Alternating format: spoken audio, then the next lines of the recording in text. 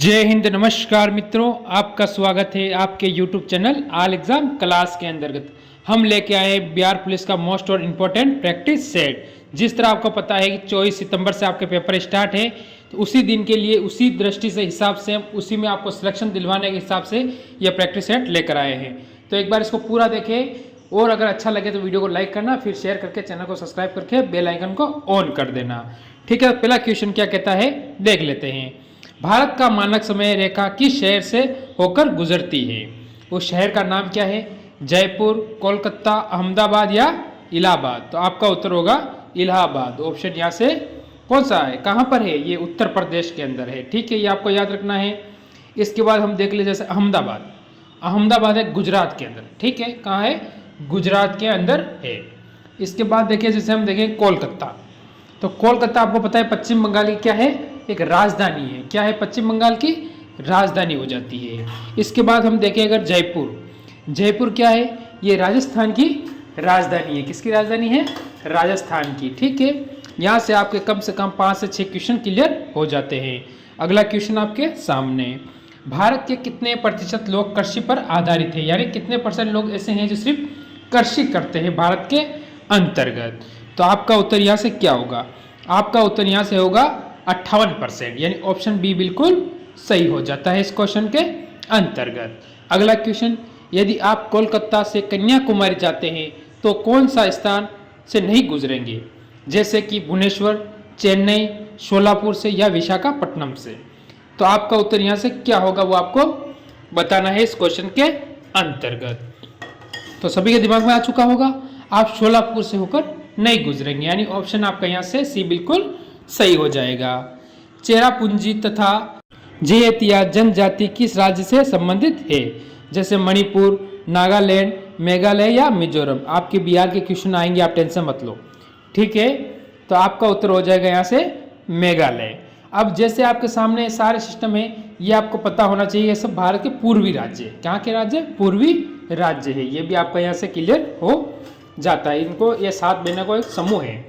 Japan ने द्वितीय विश्व युद्ध में कब आत्मसमर्पण किया था? वो तारीख आपको बतानी है कि द्वितीय विश्व युद्ध में अंत उसका कब हुआ था। ठीक है, तो आपका उत्तर हो जाएगा 14 अगस्त 1945 को, यानी ऑप्शन ए बिल्कुल आपका यहाँ से सही हो जाता है इस क्वेश्चन के अंतर्गत। अगला क्वेश्चन, संयुक्त राज्य अमेरिका ने किस जहाज ने जापान के हिमाशाई पर अणुबम गिराए थे? अणु नहीं होगा, यहाँ क्या हो जाएगा? परमाणु। जैसे मैं कुछ थोड़ा सा लिख देता हूँ जिससे कि आपको पता हो रहे कि यहाँ क्या हो जाएगा, क्या हो जाएगा, अब तो बता दो। अरे परमाणु, अणु नहीं होगा, अणु बम बोल सकते हो या परमाणु बम बोल सकते हो। ठीक है, परमाणु। ठीक है, यहाँ से थोड़ा गलत हो गया, इसको हटाते हैं। तो आपका क्या हो जाएगा यहाँ से? परमाणु बम। ठीक है, ये आपको ध्यान रखना है। अणु बम बोल सकते हो या परमाणु बम बोलोगे तो सही लगेगा, क्योंकि परमाणु बम गिराया था। ठीक है, तो कहाँ पर गिराया था, ये कौन सा था? वो तो क्या था, वो बॉक्सर। ठीक है, अणु आप यहाँ से हटा दीजिए तो सही लगेगा आपको जैसे क्वेश्चन के अंतर्गत। तो आपका उत्तर क्या हो जाएगा यहाँ से? आपका उत्तर हो जाएगा बॉक्सर, यानी ऑप्शन यहाँ से बी बिल्कुल सही हो जाएगा। निम्नलिखित में से सबसे पहला जी मंडल आरक्षित क्षेत्र कौन सा है जहाँ भारत में 1986 में स्थापित किया गया था? उसका नाम आपको बताना है। आपका उत्तर होगा नीलगिरी। ठीक है, ऑप्शन यहाँ से बी बिल्कुल सही हो जाता है। निम्नलिखित में से किस शासक के शासनकाल में नेपाल में बौद्ध धर्म का आगमन हुआ था? कहाँ हुआ था? नेपाल के अंदर। किस धर्म का हुआ था? बौद्ध धर्म का। तो उस समय शासक कौन था ये बताना है आपको। तो क्या होगा आपका उत्तर यहाँ से? आपका उत्तर होगा यहाँ से अशोक, यानी ऑप्शन ए बी बिल्कुल सही और सटीक उत्तर इसमें बन जाता है। ये किस वंश से है?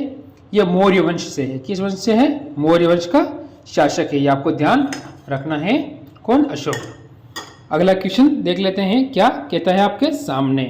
निम्नलिखित में से स्थान कौन सा है जहां विश्व की सबसे ऊंची सड़क द्वारा जुड़ी हुई है? सबसे ऊंची सड़क है किसकी? विश्व की। तो वो होगा मनाली और लेह। ऑप्शन सी बिल्कुल सही हो जाता है। सम्राट अशोक महान, जिसने 40 वर्ष तक भारत में राज किया और राजधानी उस समय नाम था, उसकी राजधानी का नाम क्या था?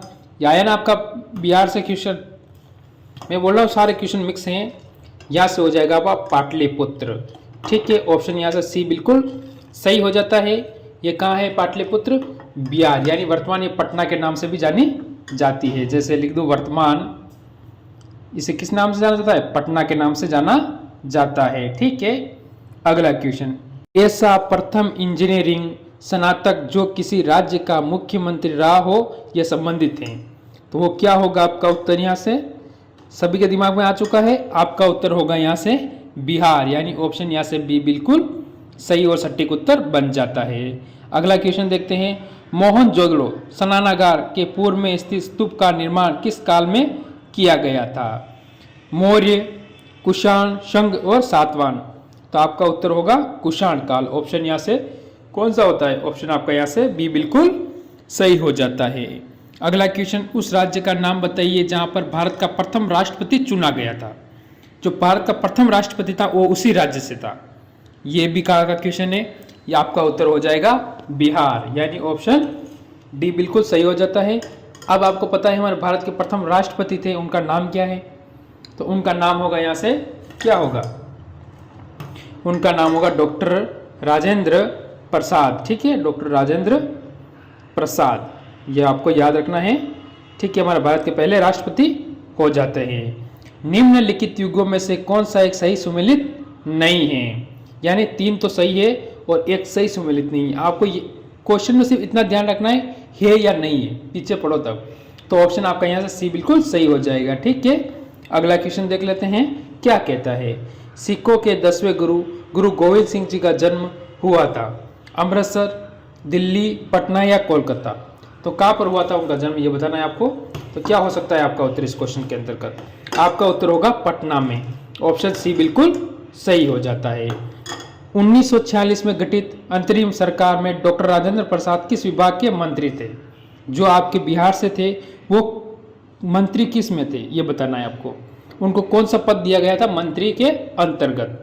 ठीक है, तो आपको पता होना चाहिए उनको दिया गया था कौन सा? रक्षा का? नहीं, तो उन्हें दिया गया था खाद्य एवं कृषि का। ऑप्शन आपका सी बिल्कुल सही और सटीक उत्तर इस क्वेश्चन में बन जाता है। वैश्विक तापमान के बढ़ने की समस्या से निपटने के लिए अपने लोगों पर कार्बन लगाने जाने का प्रस्ताव करने वाला विश्व का पहला देश निम्नलिखित में से कौन सा है? ऑस्ट्रेलिया, जर्मनी, जापान या न्यूजीलैंड। तो आपका उत्तर यहाँ से क्या बनता है वो बताना है आपको इस क्वेश्चन के अंतर्गत। ठीक है, तो आपका उत्तर क्या हो सकता है? आपका उत्तर होगा यहाँ से न्यूजीलैंड। ऑप्शन यहाँ से डी बिल्कुल सही और सटीक उत्तर इसमें बन जाता है। 19 नंबर क्वेश्चन देखेंगे, निम्नलिखित में से कौन सा राष्ट्रीय राजमार्ग महाराष्ट्र, छत्तीसगढ़, ओडिशा से गुजरता है? ठीक है, कौन सा है? 4, 5, 6, 7।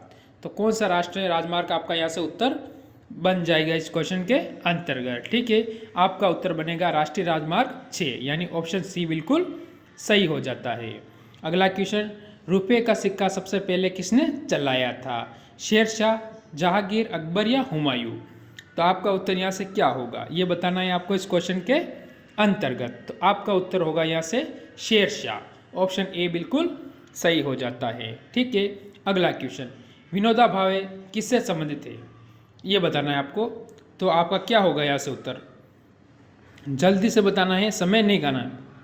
पनवार, शांति, बेलूर या बारदोली।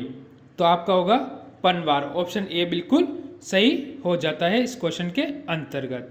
अगला क्वेश्चन आपके सामने, तो इस क्वेश्चन का आपको मैं हिंदी अर्थ बता देता हूँ। जैसे सौंदर्य ही सत्य है और सत्य ही सौंदर्य है। ठीक है, किसे कहा यह बताना है आपको। ठीक है, तो आपका उत्तर यहाँ से क्या होगा?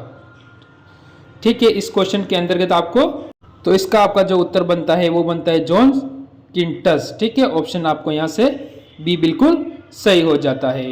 ये क्वेश्चन हो चुका है। अगला क्वेश्चन देखते हैं, रुपए की परिवर्तनीयता का मतलब है क्या है? इसका मतलब, इसका मतलब होगा रुपए को अन्य प्रमुख मुद्राओं से या इसकी विपरीत रुपए का परिवर्तन कर देना। ऑप्शन आपका यहाँ से सी बिल्कुल सही हो जाता है। अगला क्वेश्चन देखते हैं, उपभोक्ता दिनों दिन हो रहे हैं क्या, ये बताना है आपको। अधिक अपेक्षा रखने वाले, बिल्कुल सही है आपका ऑप्शन ए यहाँ से बिल्कुल सही और सटीक उत्तर इस क्वेश्चन में बन जाता है। आज का लास्ट क्वेश्चन, निम्नलिखित में से कौन सा भारत में समस्त ब्रिटिश संवैधानिक प्रयोगों से सबसे पहले अल्पकालीन सिद्ध हुआ था? हुआ यानी था नहीं, तो आपका उत्तर यहाँ से क्या होगा ये बताना है। आपका उत्तर होगा प्रिंस इंडिया एक्ट 1784। ठीक है, तो आपके कितने क्वेश्चन सही हुए, जितने भी सही हुए मेरे को ज़रूर कमेंट करके बताएं। इसी के साथ जय हिंद, जय भारत।